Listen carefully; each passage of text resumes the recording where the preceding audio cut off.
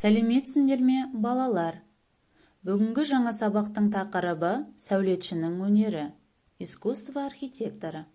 Сабақ барысында сендер сәулет өнеріне қатысты мамандықтармен танысасыңдар. Құрылысқа қатысты сөздерді қолдануды үйренесіңдер. На сегодняшнем уроке вы будете ознакомиться с профессиями, связанными с архитектурой. Например, уста, кузнец, сәулетші, архитектор, құрылысшы, строитель. И еще научитесь использовать слова, связанные со строительством.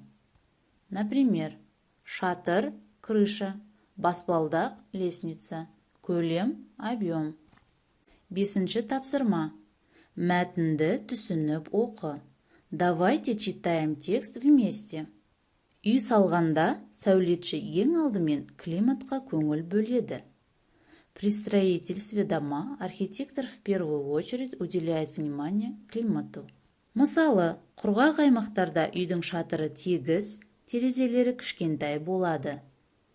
Например, в сухих регионах крыша дома будет ровной, а окна маленькими. Ал жаңбырлы аймақтарда үйдің шатыры көлбеу орналасады. А в дождливых регионах крыша дома будет располагаться на склоне. Бұрын үйді ағаштан ірі тастардан салған. Раньше дом строили из дерева крупных камней. Ал қазір ғимаратты тез салу үшін кірпіш, пластикті көп пайдаланады. А сейчас для быстрого строительства здания используют больше кирпича, пластика. Бұл материалдар өте жеңіл. Эти материалы очень легкие. Әсіресе, биік ғимараттарды салу үшін өте ыңғайлы. Особенно идеально подходит для строительства высоких зданий. Құрылысшы мен ұсталар жеңіл құрылыс материалын оңай қолданады, өңдейді. Строитель и кузнец легко используют легкий строительный материал, обрабатывают. Көмектес септік, творительный падеж.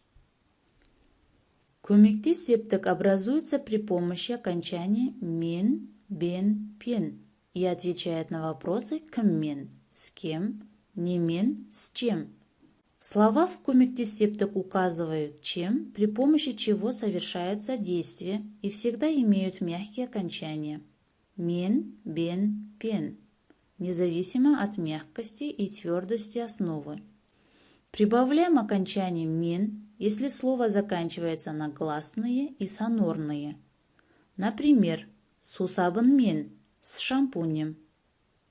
Прибавляем окончание «бен», если слово заканчивается на звонкие «з», «ж». Например, қағазбен, с бумагой. Прибавляем окончание «пен», если слово заканчивается на глухие согласные. Например, орындықпен, со стулом. Назар аударыңдар. Обращайте внимание.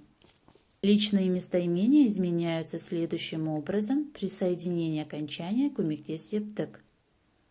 Например, мен, менімен, сен, сенімен, сіз, сізбен, ол, онымен, біз, бізбен, сендер, сендермен, сіздер, сіздермен, олар, олармен. Осымен сабақ аяқталды. Назар аударғандарыңызға рахмет.